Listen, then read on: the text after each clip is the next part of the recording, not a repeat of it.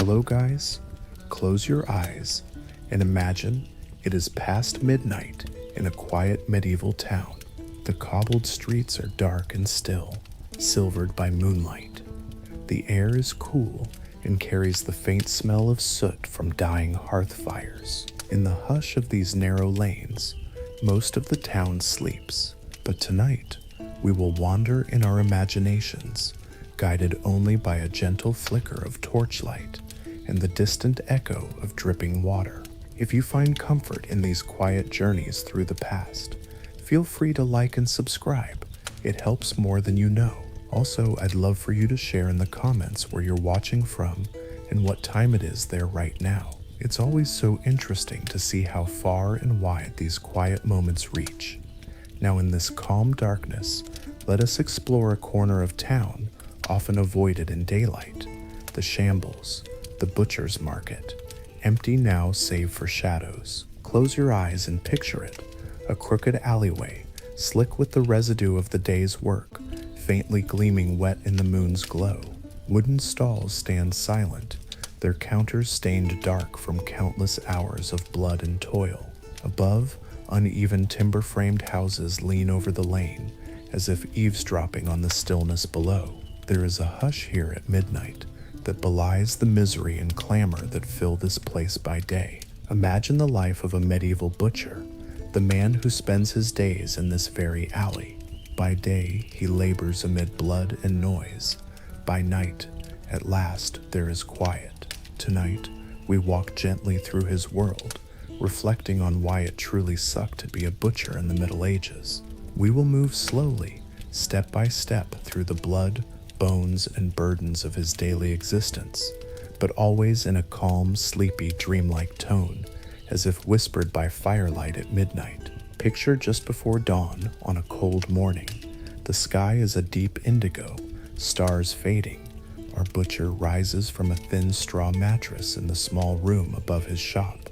He dresses in heavy woolen clothes, still carrying yesterday's stains, brownish-red patches that never fully wash out. Down the narrow ladder he goes, joints stiff and aching from the previous day's labors. Before first light, the town's gates open for the livestock merchants. Outside the walls, farmers and drovers have waited through the night with herds of lowing cattle and flocks of bleating sheep, all destined for market. Now they prod and urge the animals through the gate. In the half-light of dawn, the butcher steps into the chill street to receive them. He wraps his cloak tighter, bracing against the morning damp. The silence of night is quickly broken as the town slowly stirs. From down the lane comes a growing clamor, the blunt clop of hooves on cobblestone, the snorting of oxen sensing an unfamiliar place, the squeals of pigs unwilling to be driven forward. The butcher's eyes are still heavy, but he forces himself alert. He and a couple of his fellow guild butchers must take charge of these animals and pen them until it's time for slaughter. The animals can smell what awaits. Perhaps the scent of old blood in the alley hits them as they draw near. Animals have keener noses than people. The cattle toss their heads, eyes rolling white, reluctant to proceed. Pigs balk and squeal louder, trying to turn back or dart into side lanes. The drovers shout and swear, cracking sticks against rumps. Hooves slip on the damp cobbles. A frightened sheep breaks loose from the flock and bolts down an alleyway, only to be caught by a quick young apprentice who jumps in its path. Even at this early hour, some townsfolk are awakened by the ruckus of animals crying out. It is a familiar dawn chorus in this part of town, the reluctant lowing and shrill screams of beasts sensing the slaughterhouse nearby. One by one, the butcher and his helpers corral the creatures into holding pens behind the stalls. These pens are just crude wooden fences in a yard, still dim and shadowy, tucked behind the marketplace. The ground there is muddy from yesterday's washings, strewn with trampled straw and gnawed bones tossed aside after cutting. As the animals crowd in, the smells of warm fur, sweat, and manure grow thick and pungent. Our butcher whispers to his oxen in a low, calming tone as he shuts the gate. an old habit he's picked up over the years. It's like a quiet apology or a soothing lullaby, as if he's trying to comfort them and perhaps himself for what must come next. When the first gray light of dawn filters in, the day's work truly begins. There is no gentle sunrise here, just a gradual revealing of the grim workspace. The butcher's yard now comes into view, stained chopping blocks, buckets brimming with offal from the previous day that must be emptied, knives and cleavers hung on a rack already streaked with rust and grease. A swarm of flies, sluggish in the cool night, begins to stir anew, drawn by the lingering scent of blood. The butcher takes a moment in the quiet dawn to sharpen his knives on a worn whetstone. Shock, shock. The rhythmic whisper of steel on stone is strangely soothing, a morning ritual he performs with care. A good blade, honed just right, is one of the few real satisfactions in this trade. As he slides the knife edge along the stone, he almost savors the soft rasping sound, letting it steady his mind for the brutal work ahead. Now the stillness breaks, with the sun barely peeking over thatched rooftops. The slaughter starts. A big brown ox is first. Perhaps a farmer sold it because it was too old to plow. It stands tethered to a post, large and placid-eyed, unaware of its fate. Two assistants approach, rolling up their sleeves. One carries a stout rope, the other hefts a hammer. There is no sophisticated method to stun the animal. Sometimes a swift blow to the forehead with a hammer will daze a beast if delivered in exactly the right spot. Often, though, the first strike merely enrages or panics the creature. The butcher murmurs a brief prayer under his breath, not so much seeking forgiveness as asking for a steady hand. They loop a rope around the ox's horns, securing the other end to an iron ring fixed in the wall. Suddenly the ox bellows, sensing danger, and tries to jerk away. Its hooves scramble on the wet stone, but the rope holds taut. In the dim yard lit only by the growing dawn, the assistants move in. Thud! The hammer comes down between the ox's eyes. The great beast moans and sags to its knees. Quickly now, the butcher steps forward with his long knife. He recites another fragment of a prayer, perhaps the only line he remembers. Lord, have mercy. With practiced motion, he draws the blade across the ox's throat. Warm blood spurts out in a sudden cascade, splashing into a broad wooden tub set ready to catch it. Steam rises in the chilly morning air from the hot blood. The ox gives a shuddering kick, its life ebbing away into the vessel. The butcher's hands are steady and expressionless. He has done this countless times. Blood pools around his boots and begins trickling in little rivulets across the uneven ground, finding the same worn cracks and gullies that have run red many mornings before. There is a slight depression in the yard, a crude killing pit where years of spilled blood have darkened the earth. No matter how much water is thrown to rinse it, a rusty stain remains, and feral dogs often sneak in to nose at the dirt, drawn by the scent. As the ox's large body finally collapses fully, the butcher and his men move swiftly to hoist it by the hind legs. A heavy wooden tripod stands in the yard, outfitted with ropes and a simple pulley. Primitive but helpful. Grunting with effort, they maneuver the ox, attaching its hind legs to iron hooks tied to the rope. With straining arms, they begin to winch the massive carcass upward. The pulley squeals, the rope creaks. A crow perched on the wall flaps away at the sudden commotion. Eventually, the ox's body is suspended upside down, swaying slightly, the last of its blood draining out and joining the sticky mess below. Immediately, they must begin flaying the hide before it stiffens, and while the carcass is still warm, the butcher selects his skinning knife, sharp but with a rounded tip. He slices along the insides of the legs and around the ankles, then starts peeling the hide downward. One assistant, a young apprentice, perhaps 14, braces the carcass to keep it from swinging. Another, older hand grabs the loosened edge of hide and pulls with all his weight. It takes brute force, tugging and slicing in tandem, to separate the tough hide from the fat and muscle beneath. The ox's body, now half-skinned, glistens red and white in the morning light, a surreal and gruesome sight to an outsider, but routine for those in the trade. The apprentice looks aside briefly. He still remembers his first weeks, when the sight and smell overwhelmed him until he retched. He has learned to swallow it down, to breathe shallowly through his mouth when the odor of warm blood and opened bowels rises up. At last, the hide comes free with a wet, heavy rip. The men stagger back momentarily, catching their breath. They toss the ox hide aside.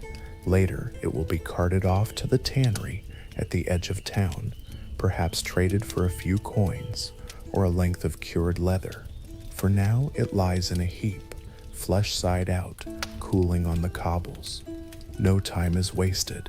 The butcher raises a heavy cleaver and with practiced swings splits the ox's chest open down the breastbone to expose the chest cavity.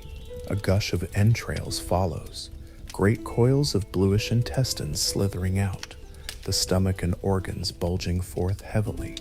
The men move quickly to catch them, guiding the slippery offal into a large wooden tub before it can spill onto the ground. The apprentice grimaces as he lifts the slick mass. It's still warm and slick in his hands. He carries the guts to a corner trough to be cleaned. Someone will have to empty the stomach contents, the foul, half-digested slurry of the animal's last meals, and rinse the intestines for use as sausage casings. It is a revolting task, but the apprentice knows it well. He finds a spot behind the shed, near a drainage ditch, and begins to pour out the stomach's sour contents and scrape the intestines clean. He sighs, knowing the stench will cling to his hands and clothes all day, no matter how thoroughly he rinses them in the bucket afterward. Back in the yard, the butcher continues to work methodically. With a long bone saw, he cuts through the ox's thick neck vertebrae, detaching the head. The great head drops into a bucket with a heavy thud, dull eyes staring upward, tongue lolling out. The butcher may salvage the tongue to sell to a wealthy customer who relishes that delicacy, and the brains might be scooped out and used to tan leather. Nothing can go to waste when every part of the animal has value. But for now, he sets the head aside. It can be dealt with later.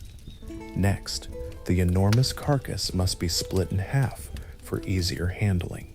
The butcher and his assistant each take a position and begin cutting the hanging ox lengthwise down the spine. Their knives and saws crunch through bone and sinew. It is back-breaking labor. The men have to brace their feet on the blood-slicked ground and push with all their might to cleave the massive body. Eventually, with a final tearing crack, the ox is divided into two sides. These halves are further butchered into quarters, so the meat can be transported and sold. Each quarter is still enormously heavy. The butcher's shoulders burn as he helps lift one down from the hook. By now, the once placid yard is a scene of gore. Blood is everywhere, spattered on the men's aprons and faces, puddled underfoot, still dripping steadily from the hanging meat. The ground, strewn with bits of yellow fat, shards of bone, and stray pieces of organ, has become dangerously slippery. The men step carefully to avoid a fall that could send them crashing into the muck or onto a sharp blade. Indeed, many butchers bear scars from such accidents, a deep gash on a thigh from falling against a knife, or a missing toe from when a cleaver was dropped. Our butcher's own left forearm carries a long scar from years ago when a struggling calf kicked a blade into his flesh. He had simply wrapped the wound in a rag and continued working. There was no time to do otherwise with other animals waiting. It healed poorly, leaving a pink ropey line and a dull ache that flares whenever the weather turns cold. With the ox now reduced to sections of meat and parts, the butcher allows himself a brief pause.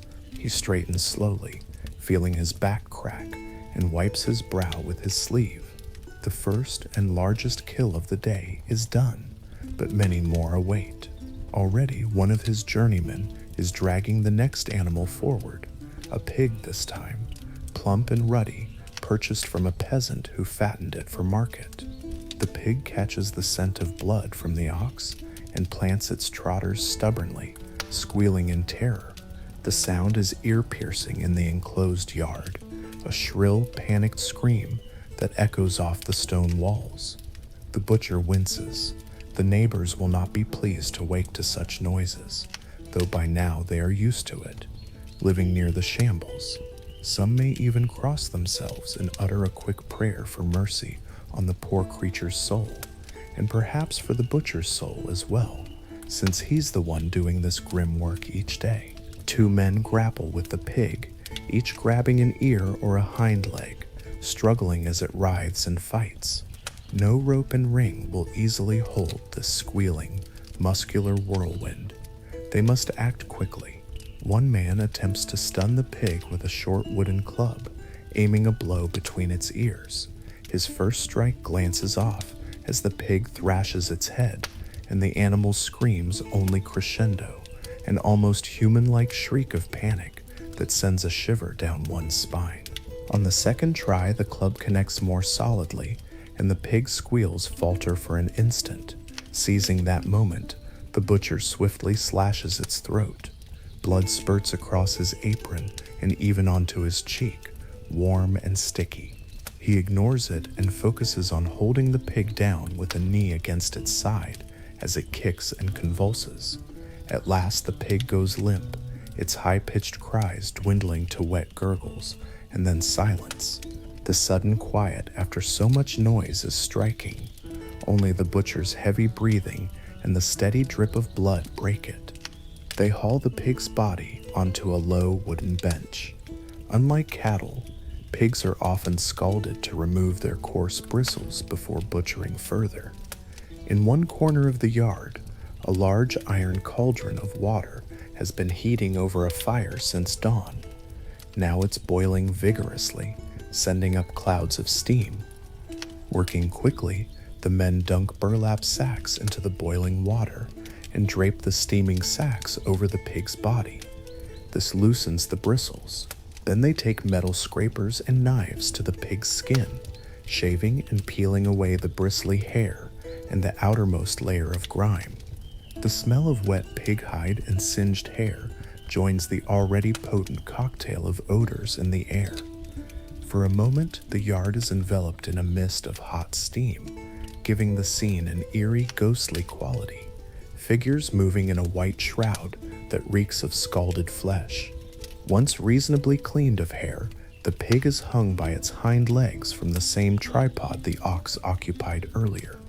Suspended upside down, it almost looks peaceful now, gently swaying, as if merely sleeping. But the butcher cannot linger on such illusions. He must gut the pig promptly before the meat can spoil from internal heat. With a smaller, sharp knife, he carefully opens the pig's pale belly from groin to chest. A flood of entrails spills forth, smaller in volume than the ox's, but still substantial and messy. The apprentice, now somewhat numb to these sights by the morning's work, catches them in a clean bucket. Some of these intestines might later be turned into savory puddings or sausages once thoroughly cleaned. The butcher's wife, or another woman of the household, often takes on that task, washing and cutting the offal, rendering fat into lard or tallow, preparing edible organs for sale. Many butchers' wives work quietly beside their husbands, tending to these secondary tasks of the trade, scrubbing blood from linens, boiling down bones for glue, smoking or salting lesser cuts, or selling tripe and liver to the poorer customers who can't afford prime meat. The pig's carcass is split open down the middle. The butcher reaches in to remove the heart, liver, and kidneys, setting them aside carefully on a clean cloth. These are valuable parts that can be sold fresh to those who know how to cook and relish them. Every scrap can fetch a coin. He hacks off the pig's head. Its eyes, which had rolled wildly in fear minutes ago, are now glassy and still. Perhaps a tavern keeper will buy the head to make brawn, head cheese, or to display in his window as a lure for customers. Cleaned, boiled, and adorned with herbs, A pig's head can even look festive with an apple in its mouth, but here in the raw dawn light, it is anything but festive. The butcher sets the head aside with the oxes, another grotesque trophy awaiting later attention. This grisly process repeats with grim efficiency. Another sheep is brought in next. It bleats piteously as it's led to the block, the sound soft and wavering, almost human in its desperation. The butcher works swiftly on the sheep, wanting to end the creature's fear quickly if he can. Sheep are smaller and easier to handle. Soon its woolly hide lies discarded in a pile, and its pale carcass hangs in slender halves. A gaggle of squawking geese are next, flapping their wings frantically as an apprentice tries to corral them. For these fowl, the butcher takes a different approach. He catches each goose, murmurs a calming word, a pointless but instinctive gentleness, then uses a quick stroke to behead it on the chopping block. White feathers explode into the air, drifting down into the bloody straw like macabre snowflakes. Chickens, too, may meet a similar fate, though often poultry is slaughtered and sold by specialized poulterers or even by housewives themselves on market day. Still, occasionally a butcher will handle poultry if a customer demands a fat capon prepared. The variety of animal cries during slaughter, the deep bellow of cattle, the piercing squeal of pigs, the plaintive bleat of lambs, the frantic cackling of poultry, create a cacophony that rings in one's ears. Even when it stops, echoes seem to linger in the narrow alleyways. By mid-morning, the initial wave of killing is mostly done. The shambles now begins its transformation from abattoir to marketplace. The butcher and his fellows, who started the day drenched in gore, must now wipe their blades and arrange their goods for sale. They drag fresh carcasses or cuts of meat to the front stalls for display. Large joints of beef and pork are hung on iron hooks along the beams of the stalls so that customers can see the quality. Sides of beef, crimson muscle marbled with creamy fat, sway gently overhead. Strings of sausages, blood sausages made from the ox's blood mixed with barley and spices, perhaps are looped neatly on pegs. Piles of offal and less esteemed cuts like liver, lungs, and feet sit in wooden trays, off to the side or less prominently shown, awaiting those who will buy them cheaply later in the day. Our butcher quickly sluices his hands and forearms in a bucket of water. It's impossible to get truly clean here, but he does what he can. A reddish tinge remains stained into the creases of his skin and beneath his nails. He gives his face a brief wipe with a damp cloth. His reflection in a bit of polished metal shows a streak of pig's blood on his cheek, which he rubs away.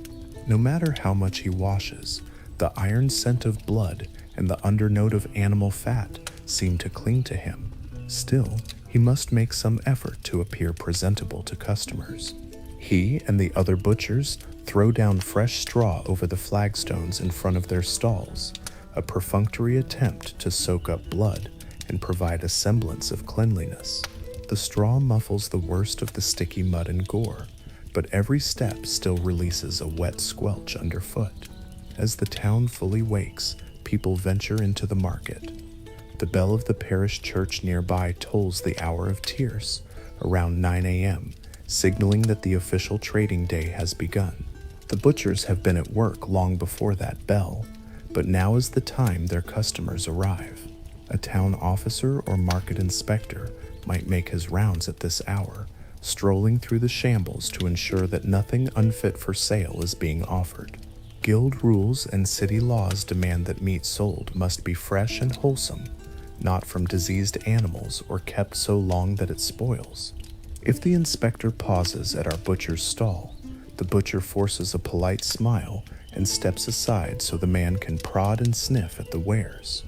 Often, a small coin discreetly pressed into the inspector's palm ensures a brief and favorable inspection.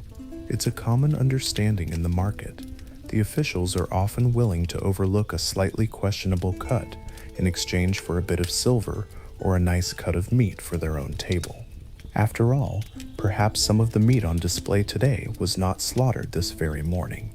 A piece or two might be left from yesterday, carefully re-washed and re-salted overnight to appear fresh. Officially, selling day-old unsalted meat is forbidden. In some cities like Coventry, ordinances explicitly command that no flesh left unsold from Thursday's market shall be offered on Sunday unless it's been salted and is still deemed fit to eat, on pain of a hefty fine. But a butcher struggling to make ends meet might quietly mix yesterday's scraps into a new batch of mince or stew meat, hoping no one notices the slight off smell. A blind eye from an inspector can make the difference between profit and loss on such days. The shambles comes alive with activity. Shoppers move among the stalls, baskets on their arms, haggling for this cut or that. Wealthier folks send their servants early with specific orders, a choice roast for their master's dinner, or a side of bacon to last the week. These servants wrinkle their noses at the sights and smells, trying not to dirty their fine shoes on the bloody straw. They point out the choicest pieces, a tenderloin here, a rack of ribs there, a plump chicken, or a haunch of mutton.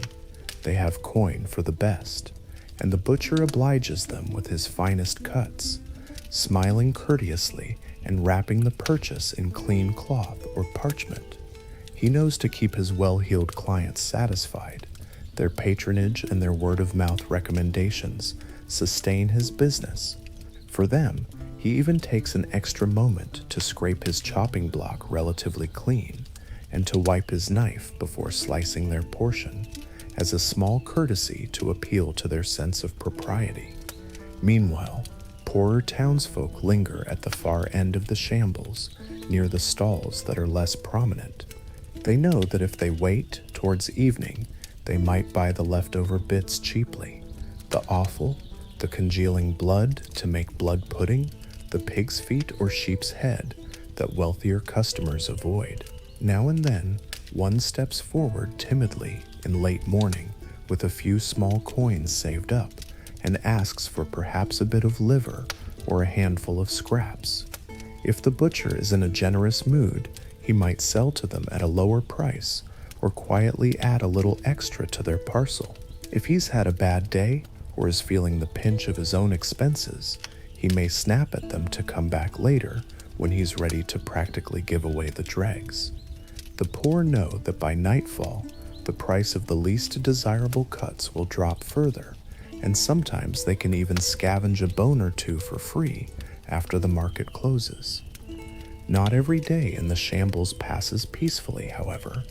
He remembers a time when a cattle murrain disease had reduced the herds and meat grew scarce across the region. Prices for a morsel of beef skyrocketed beyond what laboring families could afford. Tension hung in the market like a storm cloud. One hot afternoon, a group of hungry apprentices and laborers began to mutter angrily in front of the stalls, accusing the butchers of hiding good meat or selling only to the rich. The mood turned ugly. Voices shouted that the butchers were greedy, that they were letting the poor starve. Our butcher and his fellows stood nervously behind their blocks as a small mob formed. A thrown onion and then a rock clattered against a stall. Someone tried to snatch a string of sausages, and when a butcher's boy pulled it back, a scuffle broke out. The butcher remembers gripping his cleaver under the counter, heart pounding, not from fear of animals this time, but from fear of his fellow townsmen. Just as the crowd's anger seemed ready to erupt into violence, the town bailiffs arrived with oak staves and stern shouts to disperse them. The would-be rioters scattered, but the butchers were left badly shaken. That day, our butcher quietly gave away some scraps to a few women lingering with gaunt children, hoping to calm their desperation. He understood their plight. Meat had become a luxury they simply could not buy, and yet he too had mouths to feed and debts to pay. Caught between the hunger of the poor and the mandates of the town, he felt truly besieged. On the opposite side of society, he has also felt the heavy hand of the powerful. He recalls one winter when a lord's retinue of soldiers marched through town. Without ceremony, they helped themselves to several of the fattest pigs from the shambles, and even a prime side of beef to provision their journey. The soldiers offered no coin, only a curt handwritten note claiming it as requisition for the baron's service. Of course, our butcher never saw any payment for those goods. That loss stung deeply. It meant his family would eat leaner, and he'd have far less to sell to his regular customers that week. But what could he do? Refuse armed men and risk a beating or imprisonment for defying the Lord's troops? In such moments, he realized a butcher's station in life, vital enough to be exploited by both the lowly and the mighty, yet respected by neither. Whether facing the unruly crowd or the noble's men-at-arms, he was simply expected to yield up meat on demand, as though it were his duty to absorb everyone's hunger and anger. Fortunately, days of such turmoil are rare. Far more often, the challenges he faces are mundane but relentless, a daily battle against time, heat, and decay. As the day wears on and the sun climbs higher, the stench in the shambles intensifies. The combination of raw meat, blood, and offal sitting in the warming air is overpowering. Clouds of flies are now fully active, buzzing in thick black swarms around every stall. Butchers constantly wave them away from landing on the meat. Some try to cover the more delicate products, sausages or liver, with cloths, lifting the cover only when a buyer comes to keep the flies off. Still, inevitably, flies crawl on the hanging carcasses, laying their tiny eggs in unseen crevices if given the chance. It is a race against time to sell everything before spoilage begins. In the heat of summer, meat can start turning within hours of slaughter. A keen-eyed buyer might come in the morning and sniff suspiciously at a joint that was butchered late the night before, already detecting that faint sweet-sour whiff of decay. Such a customer might accuse a butcher of selling high meat, spoiled meat. In medieval towns, this is a serious offense. A butcher caught selling rotten or diseased meat could be punished severely. Fines were common, sometimes hefty sums that could ruin a tradesman. Repeat offenders might even find themselves in the pillory, forced to stand with the offending bad meat hung around their neck as a public shame. Imagine the scene: a butcher standing on the market square platform, hands and head locked in the wooden pillory, while a stinking piece of rotten beef is draped over him. Townsfolk would jeer and pelt him with filth or rotten vegetables, punishing him for endangering public health. It was both a warning to others and a grim bit of public theater. Our butcher has no desire ever to end up that way, so he tries to keep his wares as fresh and clean as circumstances allow. He is quick to bribe inspectors or quietly discard any meat that might draw official suspicion, even if it means taking a loss. Yet not all butchers are so conscientious. There are whispers in the trade of less honest meat sellers who resort to deception. They might take a cut that smells a bit off and rub it with salt, vinegar, or strong spices to mask the odor. Though good spices are expensive, and a truly foul piece might betray itself regardless. Others have been known to mix meats of different kinds, passing off horse or dog flesh as beef or mutton to unsuspecting buyers. It's said half-jokingly that if a rabbit pie in the market has no head on display, one should beware. It might very well be made of cat. Such tricks prey on the desperate and unwary. In the dim candlelight of the late-night market, an unscrupulous butcher might quietly offer a shady deal. Mutton stew meat sold cheap that is actually goat or some other creature to a poor cook who won't ask questions. If caught, the penalties would be dire, but when times are hard and coin is scarce, a few are willing to risk it. Competition among the butchers themselves can be fierce and not always friendly. They stand side by side in the market, each hawking their own meat, and naturally each wants to sell out first. Guild regulations forbid blatant undercutting. There are agreed price ranges, and they're not supposed to poach each other's regular customers, but subtle games are played. One butcher might quietly spread rumors that a rival's meat came from a sick cow, tarnishing his reputation. Another might position his display boards to catch the eye first and block the view of his neighbor's stall. There are even tales of butchers sabotaging each other. A disgruntled fellow might surreptitiously sprinkle ash or chalk on a competitor's cuts in the night to make them look pale and rancid by morning, or move a boundary marker so that a rival's stall encroaches on forbidden space, then report him for it. Petty acts born of economic desperation, because when too many butchers vie for limited customers, tempers can run as hot as the summer sun.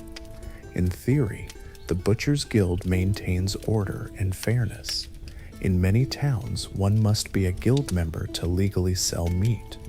Our butcher likely spent years as an apprentice under a master, learning the craft through menial labor and gruesome practice, before he earned the title of journeyman and eventually paid the substantial fee to become a master butcher with his own stall. The guild sets entry fees and requires that members follow its rules. These rules might dictate everything from where a butcher can source his animals to the days and hours he may sell. For instance, some guilds decreed that no butcher should slaughter or sell meat on Sundays or holy feast days, or that slaughtering must occur only in designated areas at the town's edge for sanitation reasons.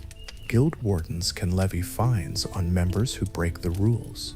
In one 13th century town, Tullnen, in Germany, the butcher's own regulations even stated that no butcher shall sell meat on the same day the animal is killed, perhaps to ensure it is properly cleaned and cooled, or simply to coordinate market days. Not all such rules are observed strictly, especially if they cut into profit, but they show how guilds tried to regulate quality and fairness. The guild also fiercely guards its monopoly in town. Butchers are prohibited from selling meat outside the market or peddling door to door. Doing so would draw a sharp fine or other punishment for undercutting the collective.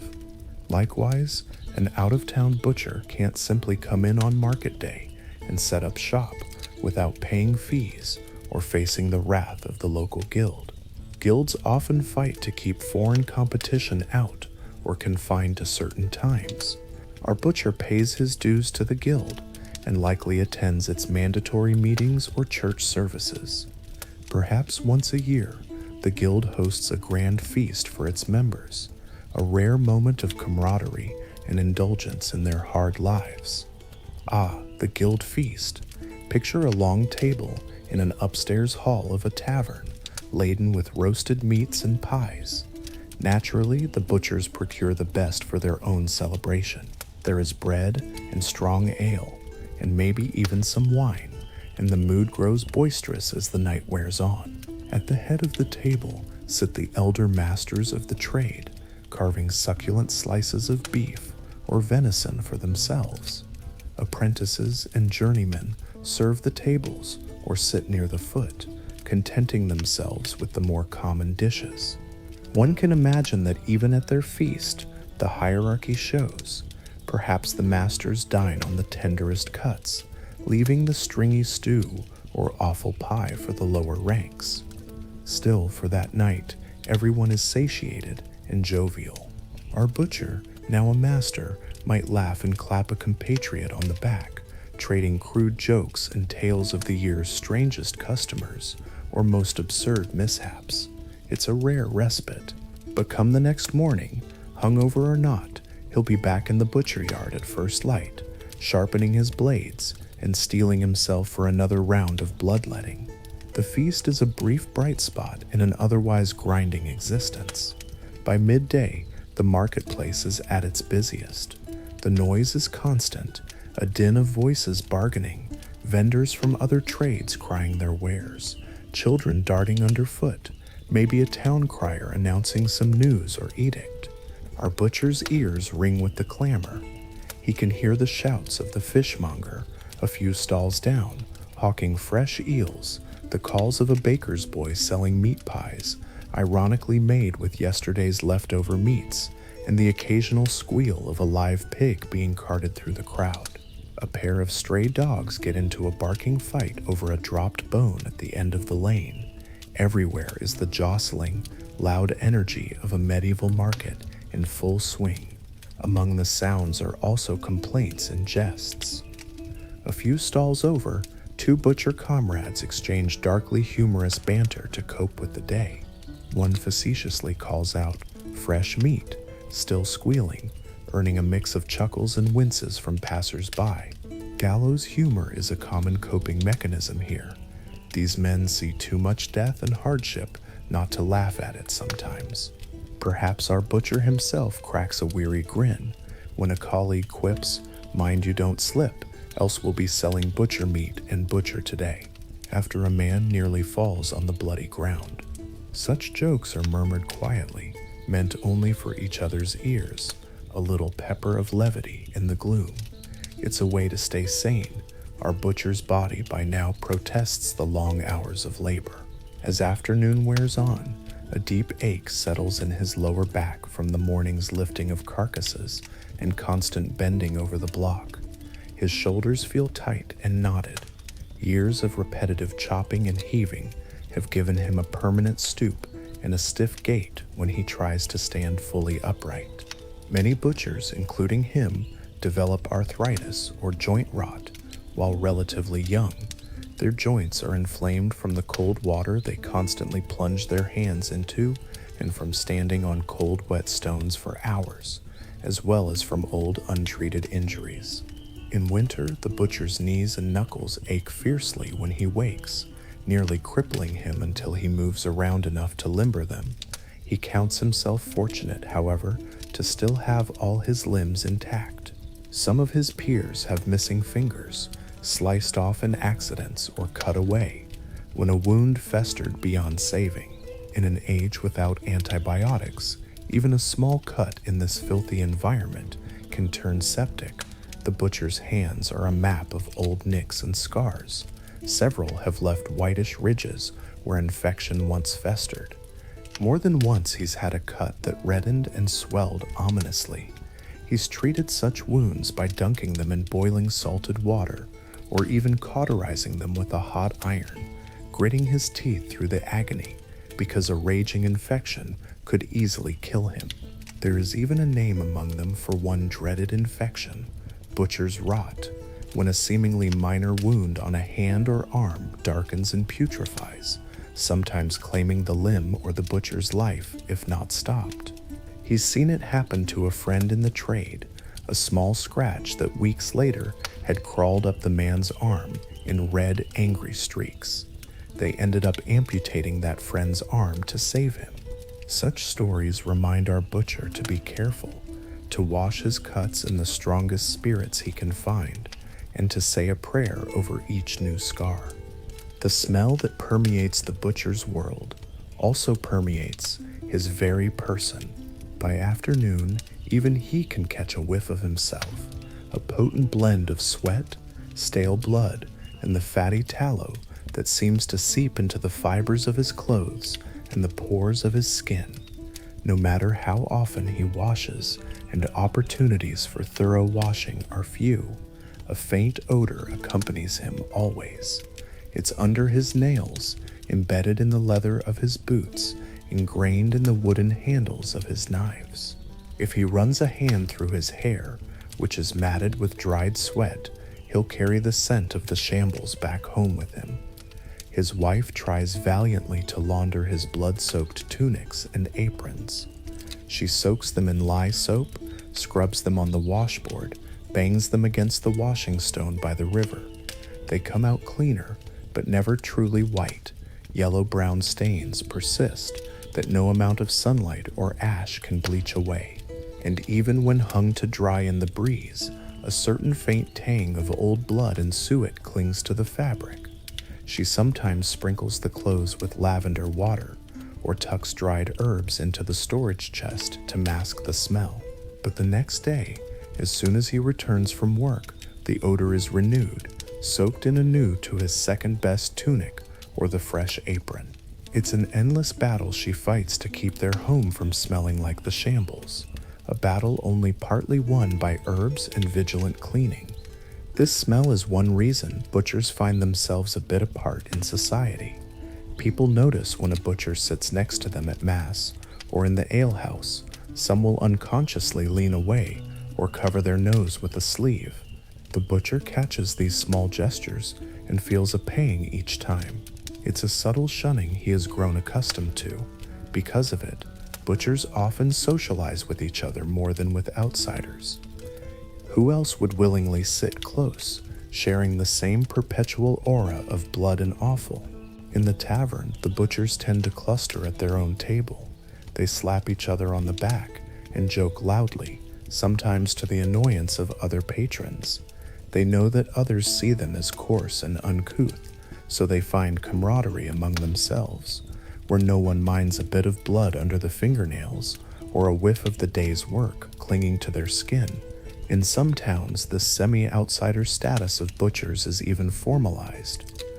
Certain religious guilds or confraternities, church-based societies dedicated to charity or prayer, quietly exclude the butchers from membership.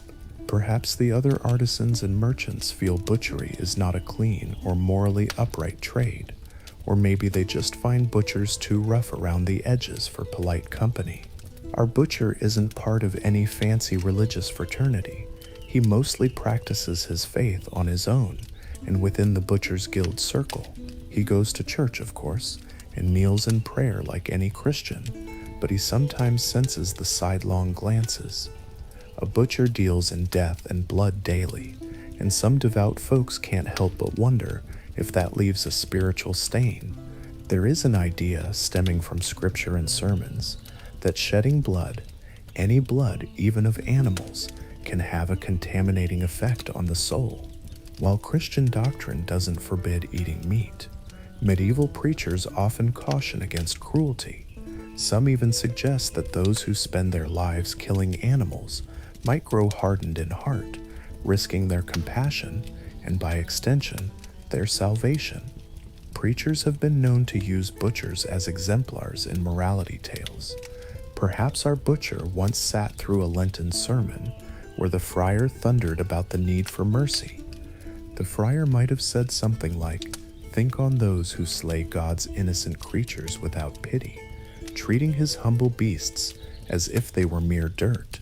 If they show no mercy in life, how shall they expect mercy at judgment?" Such words could cut to the quick. The preacher may have warned that mercilessness to any of God's creation could imperil one's own soul. He has even heard a grim tale of a butcher in a distant town who died without repentance and was refused burial in the churchyard. The priest declared his blood-soaked trade made him unfit for holy ground, and the man's body was interred outside the cemetery wall. Whether that story is true or merely a cautionary myth, it makes the butcher shiver. The butcher shifted uncomfortably in his pew during such homilies, feeling the back of his neck burn with self-consciousness. Did the priest mean him, specifically? Probably not. He likely meant it as a general warning, but the butcher still felt singled out, his cheeks flushing as he imagined the eyes of neighbors on him. He is simply doing necessary work to feed the community, he tells himself. It's not a sin to slaughter animals for food. God permitted Noah to eat meat, and the church serves meat on feast days. And yet, as he sits there, he cannot help reflecting on whether constant exposure to death has coarsened him. Do his neighbors see him as unfeeling, almost like an executioner? Does he see himself that way? He prays not. He prays quietly for understanding, that God and others understand. He takes no joy in causing suffering, that he does it to earn honest bread for his family and to nourish his fellow man. He knows, however, that society's prejudices are slow to change. Butchers are rarely selected for positions of civic honor. While a wealthy butcher might, in some towns, become an alderman or a councilman, it's not common. Those roles usually go to merchants of cloth or goldsmiths or lawyers, trades that don't involve wading in blood daily. Our butcher doesn't aspire to such offices. He is illiterate, save for a few numbers, and he's content enough to influence guild decisions within his own company. But he does notice that at guild hall banquets or public gatherings, the butchers are sometimes set a little apart, like a necessary but somewhat embarrassing relative at the table of commerce. He remembers his own first weeks as an apprentice vividly. At barely 12 years old, he was handed a knife and ordered to slaughter a lamb under his master's watch. The lamb was a small, trembling creature with soft eyes, and his hands shook so much he nearly dropped the blade. When he finally managed to draw the knife across its throat, warm blood spurted over his fingers, and the lamb's gentle bleating turned to a weak, wet gurgle. He stood paralyzed, watching the life spill out of the poor beast, until his master cuffed him on the shoulder to snap him out of it. That evening the boy crept behind the barn to cry where no one would see. Of course, his master did see his red eyes and quivering chin. The man gave a derisive snort and a gruff lecture. "Tears over one lamb, eh? If you carry on like that, you'll never make a butcher. Better you learn now we kill so others may eat. Better that lamb's blood on your hands than an innocent child go hungry." The words were harsh, but not without a certain logic. The young apprentice forced himself to heed them. He hardened his heart little by little, learning to bury the part of him that flinched at taking life. Yet he knows something in him was lost in the process, some innocence or gentleness. He sometimes sees a shadow of that loss when he catches his own eldest son casually kicking aside a dying chicken without a second thought. It makes him uneasy. Their children, if the butcher and his wife have been blessed with any, grow up in this atmosphere of death and toil. A toddler might sit on the kitchen floor gnawing on a boiled animal foot as a teething toy. It sounds dreadful now, but in those days it was not uncommon. The older children, especially sons, might already be helping out by age 7 or 8, at least with small tasks like shooing flies or washing entrails. By adolescence, they might begin a formal apprenticeship, possibly even under their own father, if guild rules permit it. These children see more of mortality by age 10 than some people see in a lifetime. Does it disturb them? Perhaps at first, yes, but children are adaptable. The butcher's children likely play at butcher shop the way others play at knights or merchants.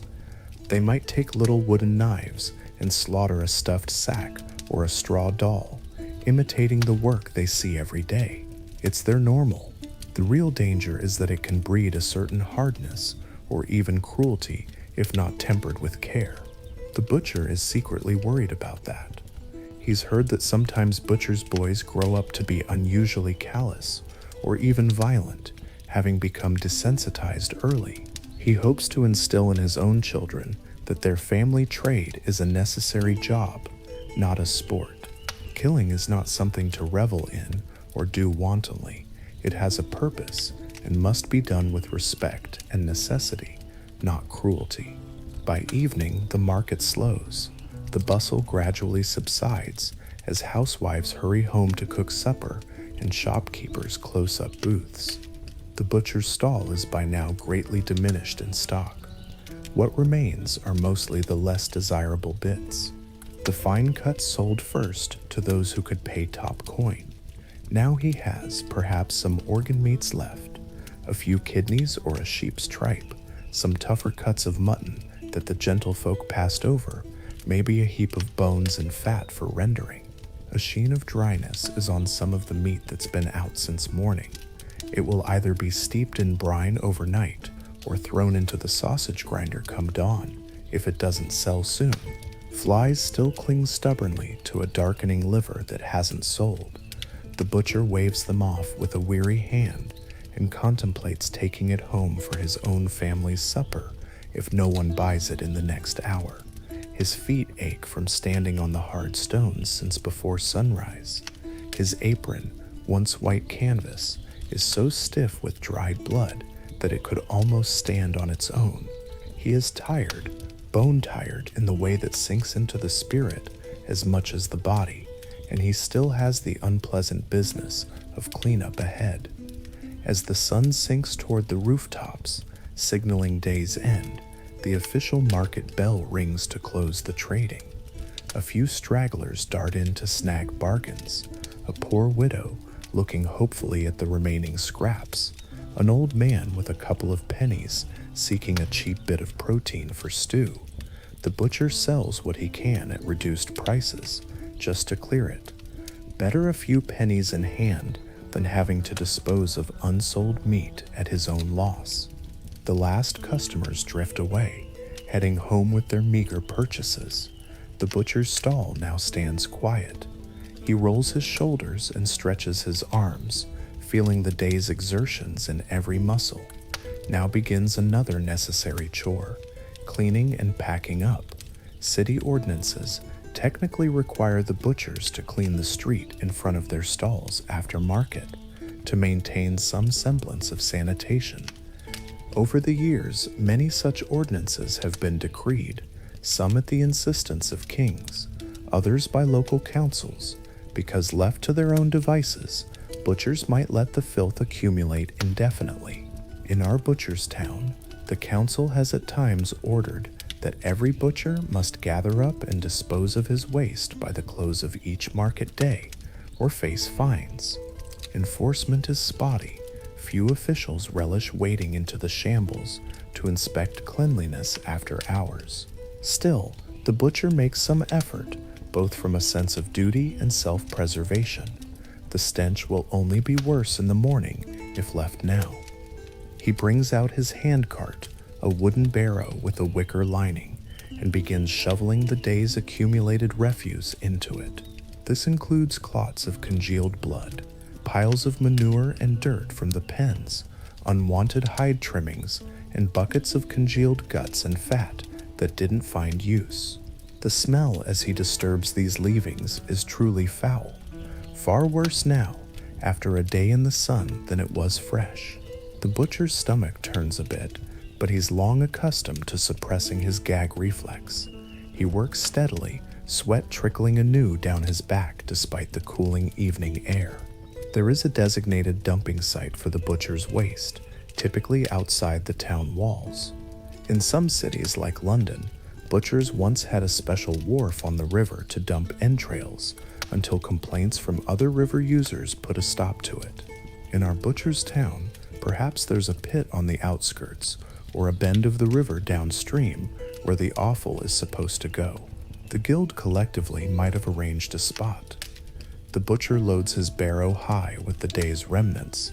It's brutally heavy, a mix of wet blood-soaked straw, offcuts of meat that fell to the ground, bits of bone and gristle, and sludge from the scalding trough. He covers it as best he can with an old piece of canvas to avoid dripping on the way. In some places, they are required to use covered carts to spare the public the trail of gore. Then he begins pushing it through the now quieting streets. It's near dusk as he trundles along, a few stray dogs trailing behind at a cautious distance, noses in the air. They know this procession well. They follow in hopes that a stray scrap might fall, or that they can scavenge at the dump. The butcher passes by shuddering market stalls of other trades, and a few passers-by hurrying home. Most give him a wide berth, not wanting to be near the reeking barrow. He doesn't blame them. Even he finds the smell hard to stomach. Blood has been seeping from the cart, leaving a thin red trail that he'll have to rinse from the street on his way back. Outside the walls near the river lies the dumping ground. As he approaches, a murder of crows rises noisily from the heaps, cawing their annoyance at being disturbed. He wheels the barrow to the edge of a large pit already buzzing with flies. This sight is an assault on all the senses. Piles of old bones protrude from the muck ribs of cattle, skulls of sheep with hollow eye sockets. The ground squelches underfoot, saturated with rotten blood and viscera from months of deposits. There's a sickly sweet and rancid odor that seems to coat the back of the throat. Even our butcher, hardened as he is, must pause to breathe through his mouth instead of his nose. He dumps the barrow quickly, overturning it and using his shovel to scrape out the last congealed chunks. A thick splatter sounds as the day's waste hits the older refuse below. The disturbance sends up a black cloud of flies and sets the crows circling, cawing impatiently for him to leave so they can resume their feast. In the gloom, one could imagine this pit as a scene from a painting of hell, earth gaping open to swallow corruption, with winged scavengers swirling like demons. The butcher doesn't dwell on such imagery. To him, it's just another disagreeable chore. Dumping done, he rights the barrow, brushes off his shovel, and starts the journey back. It appears that no matter what the butchers do, their trade's byproducts pollute somewhere, if not in the market, then at the river or the outskirts. He's heard plenty of complaints over the years. In one instance, the friars of a nearby monastery wrote a formal protest to the town council because the butchers had been dumping offal near their cloister walls and into their section of the river, causing an unbearable stench, and the friars feared sickness among those trying to pray. The king himself intervened that time, forbidding the practice near the monastery.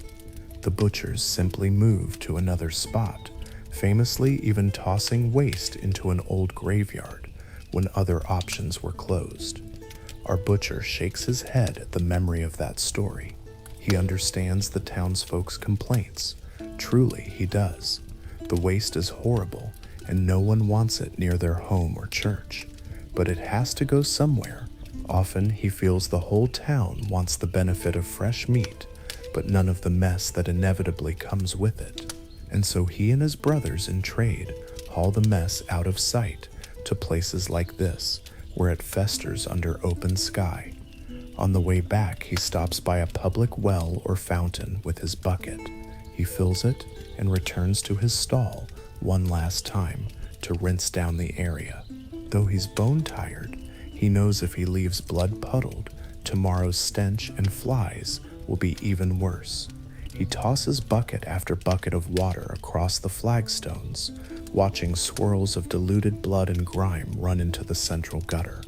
Ideally, the gutter will carry it to the town ditch or out to the river. Of course, those ditches often clog. He recalls one summer when the drain near the shambles became so choked with bones and fat that it flooded the market with a reddish mire. The guild had to pay laborers to clear it, under threat of hefty fines from the council. As he scrubs with an old broom, a neighbor from down the street comes by, holding her nose with one hand and lifting her skirts with the other to avoid the runoff. She offers him a tight, polite smile, more a grimace, as she tiptoes around the rivulet of blood-tinged water flowing toward the gutter. "Good evening," she manages to say, in as neutral a tone as possible. The butcher nods and murmurs a good evening in return, feeling a pang of embarrassment.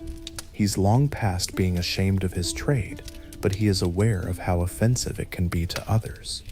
Indeed, just as the neighbor passes, a sudden breeze carries a whiff of something rank from the awful bucket he hasn't yet rinsed. She hurries her steps, disappearing down the lane. The butcher sighs. He's used to being somewhat isolated, yet it still weighs on him in moments like this. Finally, the stall and the patch of street around it are as tidy as they're likely to get. The butcher hangs up his apron on a peg. It's darkened to a stiff brown crust from the day's carnage. He'll soak it overnight, or more likely his wife will, to soften it by morning. He gathers up any unsold meat that's still salvageable. A couple of pieces he'll take home for his family's supper. A liver here, some scrap fat for cooking, maybe a bit of meat too gristly to sell, but fine for a stew. Other remaining bits he packs into a clean wooden tub and covers with salt. If properly salted and kept cool, they might be sold tomorrow or the next day. He makes sure the shutters of his stall are securely closed and barred. He wouldn't put it past starving dogs or even some people to sneak in for a free grab in the night. Now at last, he prepares to go home. Home for him is often directly attached to his shop. Many butchers live either behind or above their stalls, for convenience and because other neighborhoods might not welcome them. In this town, the butcher's family dwelling is indeed just up a flight of rickety stairs from the shop. He need only climb them to be home. In other towns, butchers might have small houses clustered in a particular quarter, often a somewhat less desirable part of town, near the market or gates. In any case, he doesn't have far to go tonight. He trudges up the narrow stairs, feeling every ache in his knees. At the top is a simple door leading into his family's space, a combination of kitchen, living area, and sleeping quarters all in one or two small rooms. The comforting smell of a humble stew greets him. His wife has a pot simmering over the hearth, likely full of root vegetables, barley, and perhaps a scrap of the cheap meat he brought her earlier in the day. She turns and greets him softly, already reaching for a basin of water she set by the door. She insists he wash his hands and face thoroughly before coming to the table. She has spent her day partly at the market, helping him mind the stall in the late morning, handling customers when he stepped away to fetch water or supplies, and partly doing the endless domestic tasks that fall to her. One of those tasks every single evening is dealing with the blood-soaked linens of her husband's trade. Today, like most days, she had taken his secondary apron and the previous day's work shirt down to the river. There, she scrubbed them with harsh lye soap and pounded them on the stones until her arms ached, then brought them home to boil in a cauldron and hang to dry. They'll never be spotless, but at least they won't reek. As she washes those cloths, perhaps she hums a little hymn under her breath, a fragment of a church song, partly to cheer herself, and partly as a quiet act of purification, as if to sanctify the grim work she's doing. The butcher obeys his wife's gentle direction and washes his hands and face in the basin. The water quickly turns a light reddish brown. No matter how he scrubbed earlier, more grime comes off now, dust from the street, tiny bits of dried blood from under his hairline. She takes the basin and tosses the dirty water out the back door, then offers him a towel. He wipes himself and finally, feeling somewhat human again, steps fully into their living space. Their children, if they have any at this time, are gathered around the hearth. Perhaps a little boy is whittling a stick in imitation of his father, and a younger girl is trying to rock a crude wooden doll to sleep. On seeing their father, the girl crinkles her nose and announces, "Papa, you smell like the shop again." The butcher chuckles wearily and says something like, "Do I? That's why Mama makes me wash, little one." It's a routine exchange. The child doesn't mean it cruelly. She's simply observant. She might even climb into his lap after he's sat down. Bad smell or no, because it's still her beloved father beneath the odors. The butcher holds his daughter and feels a certain profound relief. Here, in his home, he is not a pariah or a mere butcher. He is just Papa, just a husband and a father, embraced and accepted. Dinner is ladled into earthen bowls. It is a simple pottage, mostly peas and carrots and cabbage, flavored with a bit of bacon rind and a marrow bone his wife requested from him. There might be a few shreds of meat in it, if they were lucky today, or maybe an egg stirred in for richness. It's not fancy, but it's warm and filling. The butcher mutters a short grace. "Bless us, O Lord, and these thy gifts," as he makes the sign of the cross. They eat quietly together. The stew is hearty from hours of simmering. The butcher chews slowly, staring into the low fire on the hearth. The flames light the lines of his face, etched deep from years of squinting against smoke and sun, and from frowning in concentration over a carcass. He looks tired, but as he listens to his children's prattle about the little events of their day, the neighbor's cat had kittens, the cooper's boy fell in the mud, he feels a gentle warmth in his chest that no amount of physical exhaustion can dim. The home is modest, even by the standards of the time. The main room doubles as kitchen and parlor. A loft above, reached by a ladder, is where they all sleep close together on straw-filled mattresses. On one side of the room stands a sturdy table with benches, still spattered here and there with old stains, likely an old butcher's block repurposed as the family dinner table. In the corner, a few hanging links of sausage and strings of garlic sway whenever someone crosses the creaking floorboards. The walls are adorned not with fine tapestries. They could never afford that, but perhaps with practical items. A calendar of saints, which ironically might show in the November panel a man slaughtering a hog, as was customary for Martin Matz, some dried herbs, and the tools of the household. There's a faint underlying smell that even the fragrant stew can't entirely mask, a mixture of tallow and smoke, and yes, a bit of old blood that never entirely leaves the cracks of the floor. This is the smell of the butcher's home. Neighbors in other trades might have homes scented with wood shavings or bread or raw wool.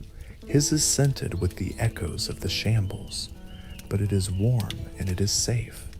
After supper, the butcher leans back on a stool by the hearth, his weariness catching up to him.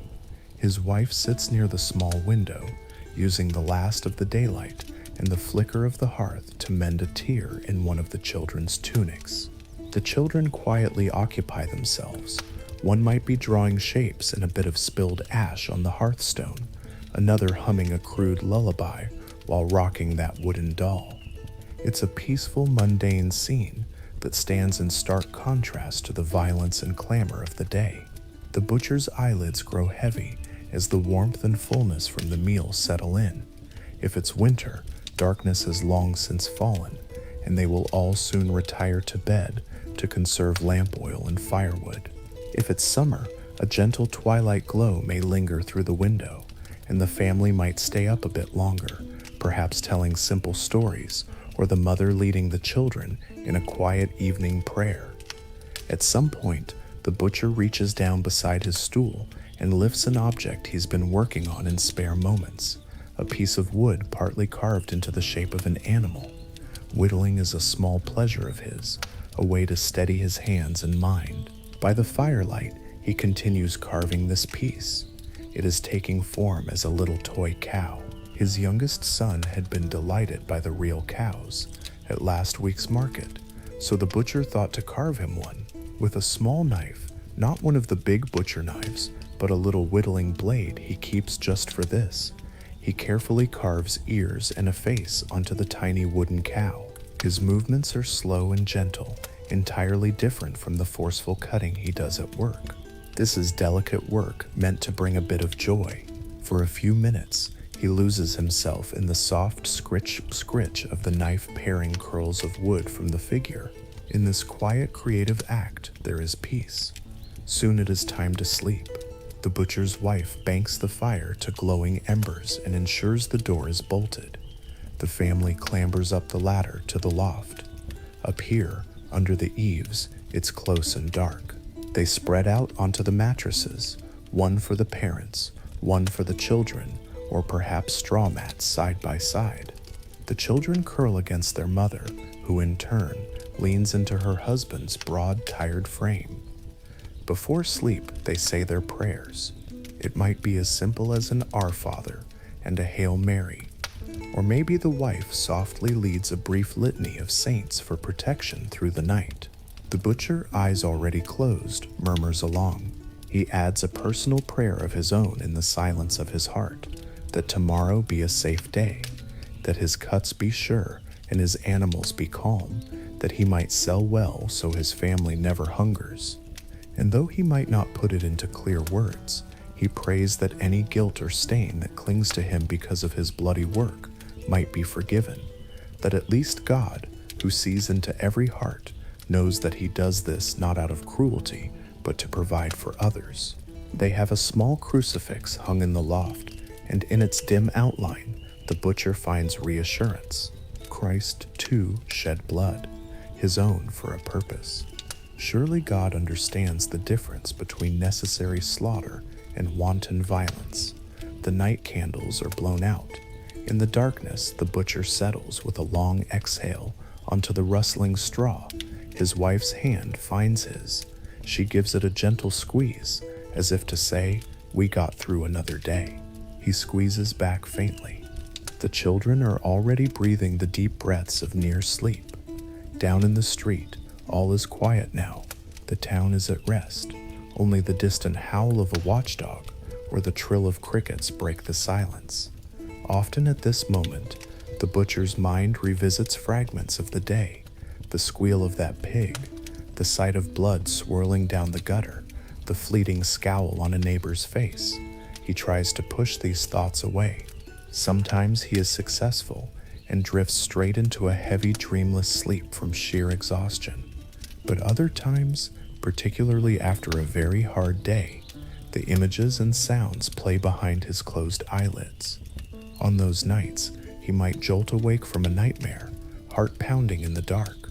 He's dreamed of animals screaming or of himself standing in the pillory while people hurled rotten meat at him. In those moments, he feels a weight on his chest that makes it hard to breathe. But then he feels his wife sleeping peacefully against him, hears the soft snores of his son, and the real gentler world returns. He might reach up and run a hand through his thinning hair, staring at the vague shapes of rafters above, until his racing heart calms. Eventually, he always manages to slip back into slumber. Sometimes, in his most weary moments, the butcher wonders how he will meet his own end, and what will become of his legacy. Will the guild brethren pay for a proper funeral mass when his time comes, as they occasionally do for members in good standing?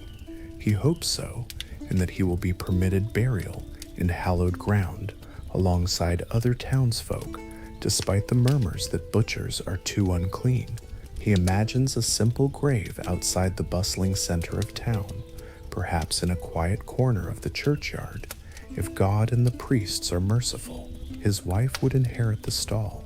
Widows are often allowed to continue their husband's trade, and he believes she would carry on capably, though he prays she will not have to anytime soon. In truth, he does not dwell long on death. Each dawn, when he rises to sharpen his knives again, he chooses life and duty, leaving thoughts of final rest for another, quieter day. So here, in this midnight whisper, we have walked through the life of a medieval butcher, slowly, gently, and with unflinching detail. We've seen the blood, the toil, the pain, the smells, and also the small mercies and routines that make up his world. It truly sucked to be a butcher in those times, a life soaked in blood, set apart by stench and stigma, burdened with hard labor and harder glances from society. And yet, by exploring it softly, we perhaps find empathy for those men who performed one of the most necessary yet thankless jobs of their age. Now, as we end our journey, let the noisy din of the shambles fade away in your mind. The cleavers are quiet, the animals at rest, the cries and quarrels of the market silenced by night. Instead, hear the soft hush that finally falls over the butcher's quarter. In your imagination, stand once more in that narrow alley after a rain shower, when the stones are rinsed clean and glistening under the moon. All the horrors of the day are washed into the gutters, at least for the moment. You might notice a figure sitting on a low stool by a closed stall, the butcher himself, at the day's very end. See him there, alone under the faint glow of a lantern. His broad shoulders are slumped with exhaustion as he sits sharpening one of his favorite knives with slow, deliberate strokes. Shock, shock, the sound is steady and soothing, almost like a lullaby. Perhaps in this rare moment of solitude, he even allows himself a quiet tune, humming a scrap of that lullaby his mother used to sing, just loud enough for his own ears. In the faint light, his worn face softens. He's no longer a threatening figure spattered with gore. He's just a tired man tending to his tools, each stroke of the whetstone an act of care and precision. Maybe he even smiles ever so slightly to himself, thinking of nothing in particular, simply appreciating the day's end and the silence that comes with it. As listeners drifting off to sleep, we too can breathe in that silence and let it settle over us. The story of blood and struggle is behind us now. What remains is the quiet understanding that even in a harsh, messy life, moments of peace and human tenderness persist. The butcher feeding a stray dog a scrap with a gentle, "There you go, boy." The butcher's wife washing the day's blood from his hands with warm water and kindness. The butcher softly humming as he carves a toy for his child by the fire. These small, tender acts are as real a part of his life as the slaughter and strife. Now imagine the lights in the medieval town winking out one by one, shutters closing. The last candle in the butcher's window flickers low. The market stalls are empty and at rest. All across the town, from the grand houses to the humblest shacks, people lay down to sleep under the same sky. Even the butcher, after his long, brutal day, finds his well-earned respite at last.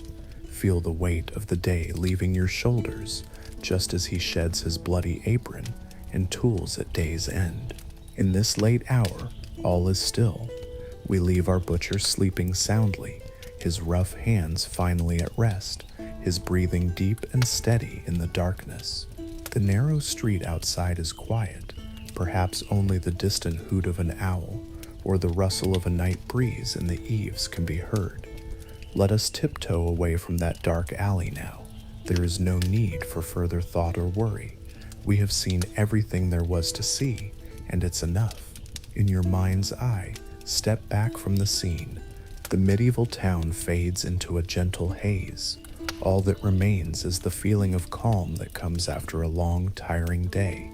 The feeling our butcher has when he closes his eyes at night, knowing he has done the best he could in his hard world, and that for a few hours, nothing more is required of him.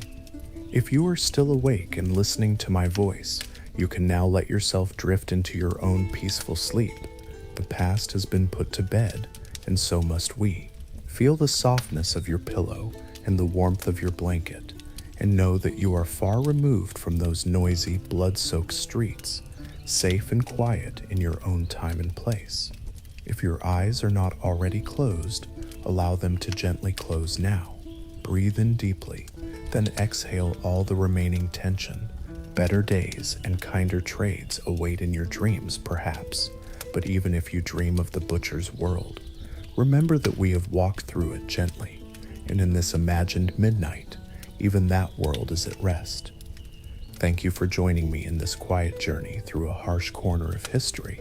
I hope it has brought you some comfort or understanding, and I hope you feel ready to slip into soft, restorative sleep. Good night and sweet dreams.